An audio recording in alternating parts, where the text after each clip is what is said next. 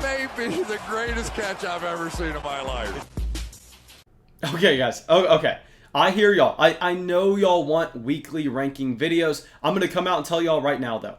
It would be disingenuous for me to come out and make weekly ranking videos unless I was putting them out on Sunday morning, because our process is consistent throughout the entire week. When we work through the week, y'all know we put in more work than any other fantasy football YouTuber there is. We are looking at the usage in each offense. We are looking at the efficiency with what we've seen the wide receiver or running back have so far in 2020, and we are monitoring the injuries for the entire team going into the week. We have to look at how the defensive matchup is going to appear. We have to look at how the game flow should be. We have to look at just if there are any offensive line injuries, if there are any injuries to other starting positions, and that's going to affect the target share of multiple wide receivers or running backs. So with all of these variables that are changing throughout the entire week, we are getting key data points every single day that we go through and work.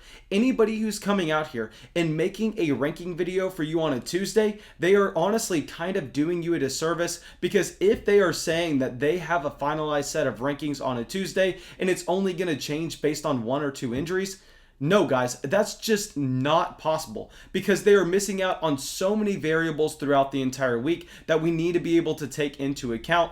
So I'm going to tell y'all one thing right now. I am not going to be able to make ranking videos just because I understand that it would take out a major part of our process, and we would not be able to get y'all the quality content that you deserve, because I want to make sure we have every data point into the decisions that we're telling y'all to make. And that's why I think it's a lot more useful just going out here and doing our own research, looking at matchups like the video we're going to be talking about today, looking at injuries like a video that's going to come out tomorrow, and looking at the overall game flow that these games project to be in. So guys, please, if someone's telling you that they have a finalized set of rankings on like a Wednesday, just don't fully buy into it. Be a little bit skeptical, because they're missing out on so many data points. So 1, they either don't care about the data points, or 2, they're just trying to get views. And I don't know what's worse. But anyway, let's get into this video. And yeah, we've spent way too much time rambling, so I'm just going to say like, comment, subscribe, and y'all know the drill.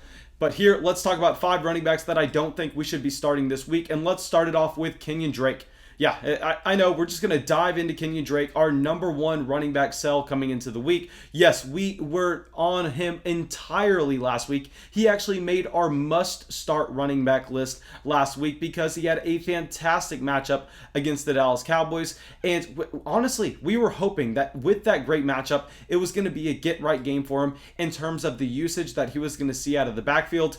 And I know he looked explosive. I know that if you watch the game, he looked like a very fun running back. But still, our opinion on him did not change at all in the long term, where he is still someone that we are trying to avoid, because we saw Chase Edmonds get the usage in the receiving game, and we know that's almost a death nail for what we can expect from Kenyan Drake for the rest of the season, especially in a matchup where he's going up and playing the Seattle Seahawks. We know the Seahawks are going to aggressively push the ball down the field. They are going to make Kyler Murray and the Arizona Cardinals try to keep up with them, and I just don't think that's going to call for a lot of Kenyan Drake usage, just because Kenyan Drake has been used as that first and second down grinder running back, really getting the carries between the tackles, and Chase Edmonds has actually been the guy catching the balls out of the backfield. So with the Arizona Cardinals backfield this week, I don't think it's going to be able to provide enough production for either one of these players to start. So please do not start Kenyan Drake. Do not start Chase Edmonds. If you really know what you're doing, though, Kenyan Drake is not even on your roster by the time we get to Sunday, because you would have sold him high after this Dallas Cowboys blow-up game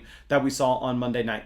Now, our next running back is going to be Darrell Henderson. Yes, I know, with Darrell Henderson, this is a running back that I've been consistently trying to get y'all to sell high, and this is for a multitude of reasons.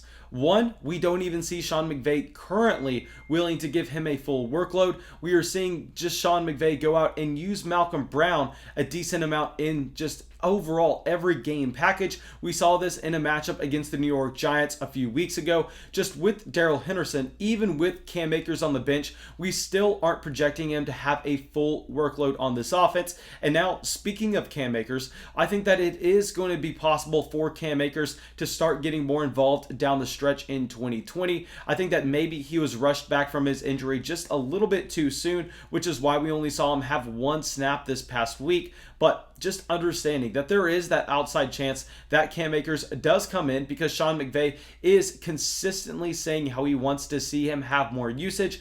And on top of that, we know that this is going to be a very tough matchup going up against the Chicago Bears. The Chicago Bears have proved to have one of the top 5 defenses in the NFL in 2020. It was not something I was expecting. I thought we were going to see this unit take a step backwards, but it looks like they actually ended up taking 3 steps forward. I mean, just absolutely fantastic with what we've seen from the Chicago Bears so far. So when we are looking at Darrell Henderson, yes, I know he's looked very explosive. I know that this is a running back that you confidently want to put in there, and I am not necessarily saying you bench him regardless, but if you have an option like a Darrell Henderson or a James Robinson, you definitely need to go with the other running back that we know is going to have 3 down usage, and we don't have to worry about the workload at all, and we don't necessarily have to worry about the matchup either.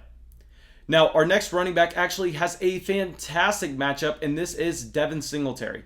So Devin Singletary is going to be playing the New York Jets in Week 7, and we know that the New York Jets have just given up production to every single fantasy football player going up against them, whether that's at the wide receiver position, the quarterback position, or the running back position. But when we are looking at Devin Singletary, I think that we can confidently say that he is currently in a committee with Zach Moss, and it looks like Zach Moss is the early down grinder, and Zach Moss is the running back getting goal line usage, while Devin Singletary is more of the receiving type running back.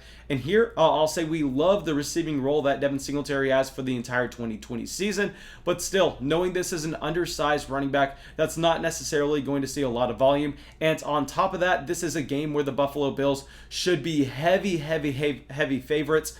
I don't think we can confidently say that Devin Singletary is going to be able to make our starting lineups, because what happens when the Buffalo Bills go out and they jump up to a 14-0 lead in the first quarter, and then throughout the entire rest of the game, they just kind of slow it down. They run with Zach Moss. We don't see Devin Singletary getting that many receptions out of the backfield. So in general, this matchup's good, but just with how horrendous the New York Jets are, I think this matchup may just be too good, to the point where they don't need to rely on Devin Singletary. They just need to run the ball just nonstop with their bruiser running back in Zach Moss.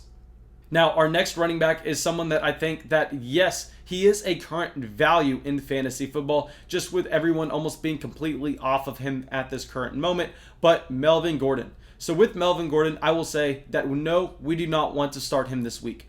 Yes, we expect him to be the workhorse running back for this Denver Broncos offense down the stretch, but currently going up against the Kansas City Chiefs, when Philip Lindsay looked so explosive last week against the New England Patriots, I think that they are going to be in a split backfield in a game where we don't necessarily expect the Denver Broncos to be able to put up a lot of points.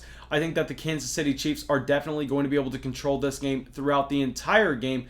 And with Melvin Gordon, I think in matchups we want to play him are where the game is going to be close, where we can expect to see him having some touchdown equity. I think that there is a great chance that this game just gets out to a monstrous deficit, where the Denver Broncos are forced to air it out over and over and over again, and maybe they look at their personnel and decide that Philip Lindsay, the smaller, more explosive running back, would be better in those packages where they are just going out and trying to aggressively push the ball down the field and not necessarily play a controlled game of football. So with Melvin Gordon, I think that he may actually be a trade target after this week, but I think that the matchups we want to be plugging him in are matchups against the Jacksonville Jaguars, matchups against the Dallas Cowboys, these teams that are not necessarily going to be able to boat race the Denver Broncos, because if this game gets out of hand, I don't know how we can confidently say Melvin Gordon's going to get the usage. Now, our last running back is Jerick Mckinnon, and with Jerick McKinnon, there are a couple things working against him here in his matchup against the New England Patriots. One, we know that Kyle Shanahan has consistently gone out here and used multiple running backs in his backfield. So while Raheem Mostert is going down, it's not like Jerick McKinnon is going to see 20 touches in this game. Two, Hasty actually looked pretty good in the touches that he saw last week. I think he's going to have that role going forward. And 3, this is going to be a very tough matchup against the New England Patriots, where I think that even if Jerick McKinnon does get the volume, he's not necessarily going to be able to be efficient with the volume that he sees, just because Bill Belichick and this New England Patriots defense are so good at shutting out their opponents. I think that Jerick McKinnon has a very limited touchdown upside, and at the same time, I don't necessarily know if we can lock him in for 20 touches. So really, what are we looking at here with Jerick McKinnon? I think that he is going to be a great play over the next few weeks without Raheem Mostert, just not specifically going up against a very good New England Patriots defense. Okay, thank you guys. I really hope y'all enjoyed this video. I really hope y'all got something from it. As always, if y'all did, please make sure you go down there, drop a like, leave a comment, subscribe to the channel. It drastically helps us out. And I will remind y'all, I am live streaming at 9 p.m. Central every single night going forward. So please, if you have any more questions, just come through the live stream, ask me there. I hope to see you there. And yeah, that's all I got for y'all. Have a great day, guys.